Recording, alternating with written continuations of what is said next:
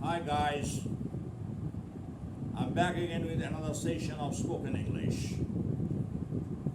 Today also I'm a little late, and it is very natural, as you know very well, that every Saturday I have the spoken English class here, and for that reason only it's not possible for me to make the video earlier than now.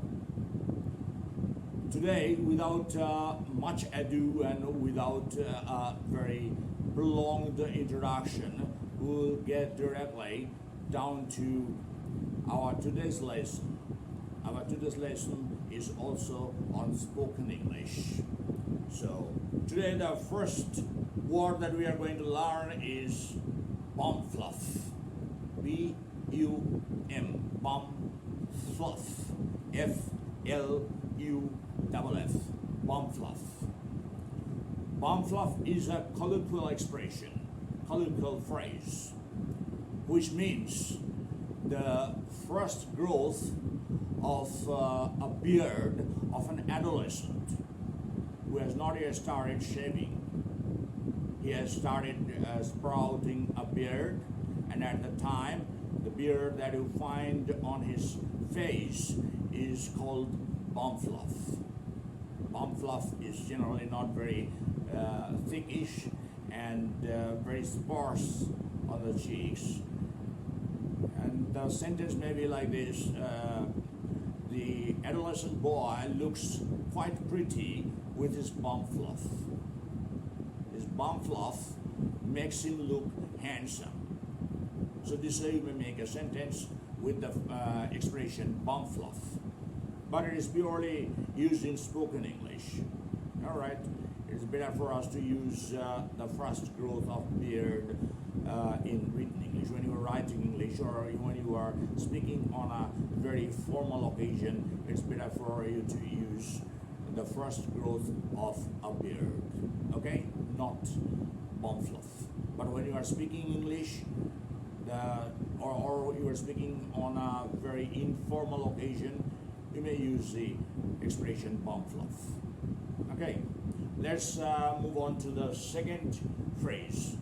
And the second phrase today is brown noser. B-R-O-W-N, brown hyphen noser, N-O-S-E-R, brown noser. Before I give you the meaning, let me give you a word of caution. Brown noser is not a very formal word. It's of course very informal. Moreover, it has a scent of vulgarity, obscenity. Therefore, be a little careful when you are using this phrase, brown noser. It's a hyphenated phrase or hyphenated word, you may call it. Brown noser actually means a sycophant.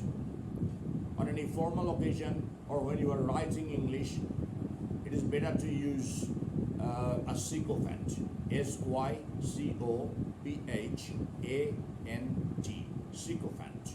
But when you are speaking on a very informal occasion, and especially with your friends, I will give you this word of caution. Restrict the use of this phrase, brown noser, to your friends circle only, not beyond that.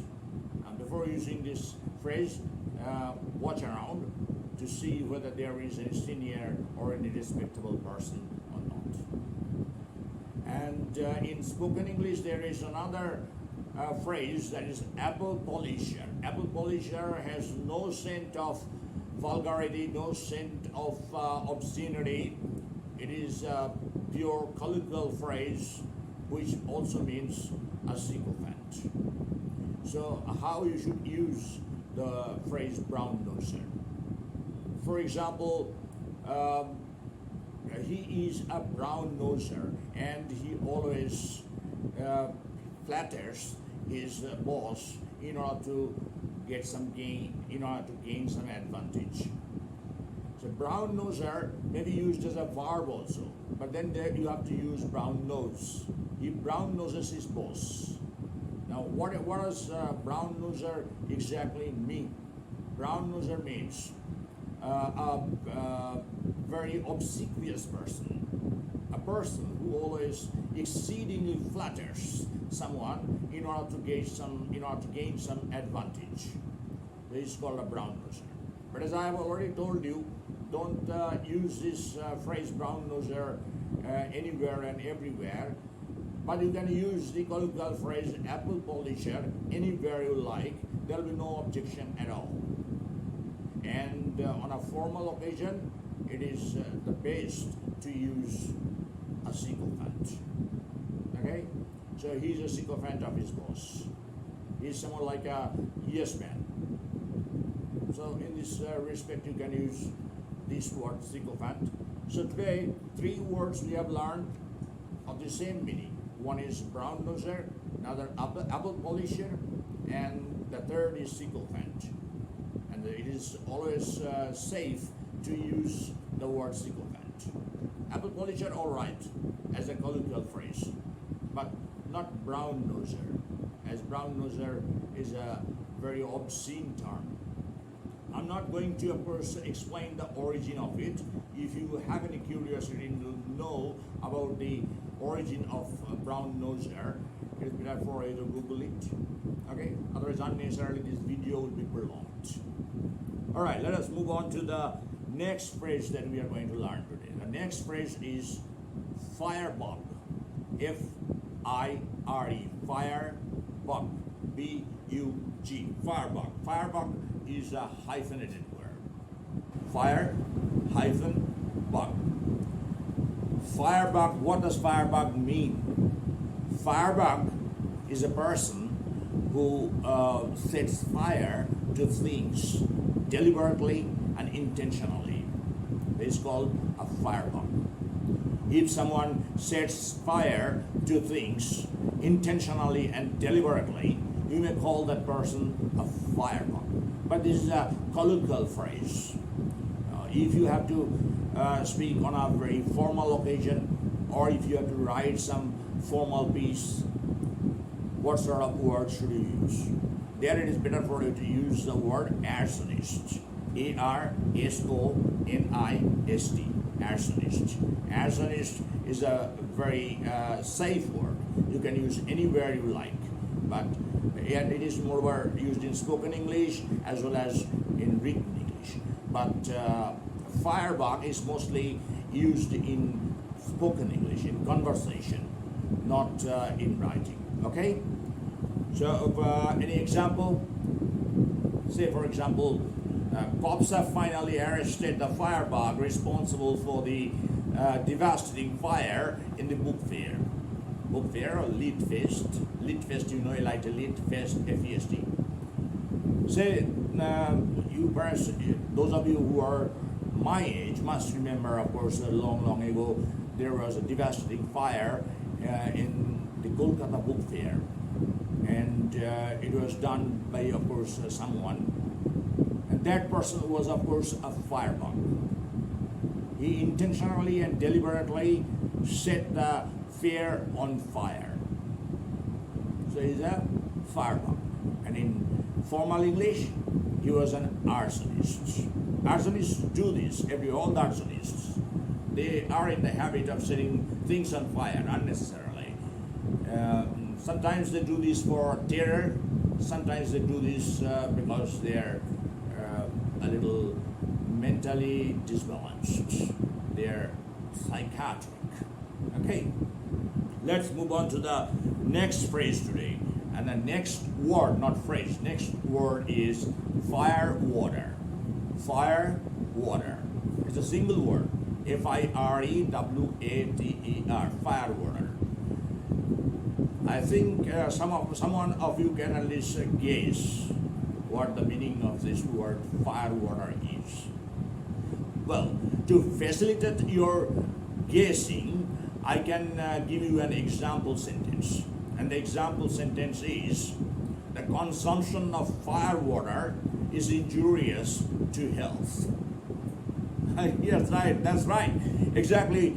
Almost all of you have been able to successfully guess the meaning, and that's it. A strong alcoholic drink. A strong alcoholic drink is firewater. in this context, I would like to clarify this word a little more. The word firewater exactly refers to whiskey, all right? Not, of course, any other sort of wine. It is generally when you talk about whiskey, we use the word firewater. And there is another colloquial word as well, which means alcohol, that is rotgut. R-O-T-G-U-T, rotgut. Okay? So these two words mean the same, but there is a delicate difference. There is one refers to whiskey only, whereas the other refers to any sort of alcoholic drink. Let's move on to the next one. And next one is don't get into a flap. Don't get into a flap. F-L-A-P, flap. Don't get into a flap. If you get into a flap, it is not possible for you to make any decision properly. So what does this phrase mean? The phrase get into a flap. Get into a flap means to be in a panic. That's right, P-A-N-I-C, panic. If you get into a panic, you may say that you have got into a flap. If you get into a flap, it is impossible for you to do anything in a very cool way. It's not possible because you lose your head, you lose your rag at that time. Lose your rag means you lose your head, you lose your cool, and you cannot do anything properly at that time. Okay, let's move on to the next one, and the next one is foaming at the mouth. F-O-A-M-I-N-G, foaming at the mouth. M-O-U-T-H. Foaming at the mouth is a colloquial expression which means very angry. Very angry. He is foaming at the mouth. You have come so late. You have come home so late. Your father is now foaming at the mouth. Very angry. Your father is very angry. Another example, maybe example sentence. He was foaming at the mouth and consequently flipped his lid. Another colloquial phrase. Flip, F-L-I-P, flip once, O-N-E apostrophe S once, lid, L-I-D, lid. Flip one's lid means to lose self-control. He is so angry, he is foaming at the mouth, very angry, and as a result, he has flipped his lid. And he has lost self-control. Move on to the next one. Next one is on the fritz. On the fritz. F-R-I-T-Z. On the fritz. On the fritz. For example, you have to use the stairs today. You have to climb the stairs because the elevator is on the fritz. Quite evident to everybody? I think you understand now. From the example sentence, it should be quite evident what on the fritz means. On the fritz means out of order, not working properly. When something is not working properly, that thing is on the fritz. On the fritz is a colloquial expression. Whereas when you are speaking on a very formal occasion or when you are writing something very formal, it is better to use not working properly or out of order. On the fritz is a colloquial phrase. In the same way, there are two other colloquial phrases meaning the same. One is out of whack. Out of whack. W-H-A-C-K. Out of whack. Another is out of kilter. Out of kilter. K-I-L-T-E-R. All these three phrases mean the same. One is on the fritz, the second one is out of kilter, and the third one is out of whack. But none of these phrases, these colloquial phrases, we use when we write something very formal or we speak on a very formal occasion. We use there out of order or not working properly. Okay, so next one now. Next one is probably the last one of this session today. That is French leave. F capital. F-R-E-N-C-H, French. Leave, L-E-A-V-E, French leave. What does French leave mean? French leave means leave without permission or leave without notice. You have not sought your boss's permission, but you have not gone to your office. You are absent from your office. Then you will be said to be on French leave. You are on French leave. And if you are on French leave, you have to explain very naturally. You will be accountable to your boss next day. So the sentence may be like this, that he is on French leave today. Tomorrow he has to explain to his gaffer. Yes, gaffer, G-A-F-F-E-R. Gaffer is another colloquial word which means boss. B-O-S-S, boss. Gaffer, this word is also used in spoken English. In the same way, there is another word which is also used in spoken English, and that is governor. G-U-V-N-E-R, governor. So you may say gaffer or governor, but when you are talking to your boss, don't call him a gaffer or don't call him a governor, but call him boss. Okay?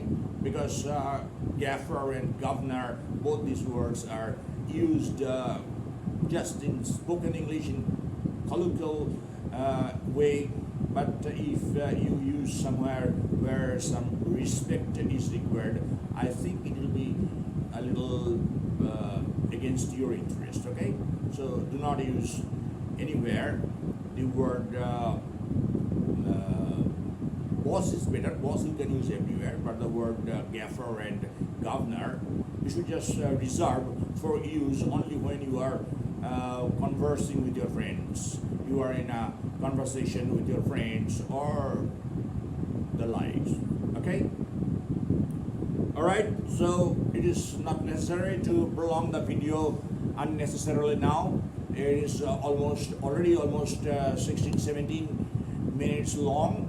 So I would like to call it a day here, and I think you will go through this video, you will pass your comments as usual, and I shall enjoy reading your comments. Thank you. Bye-bye, friends.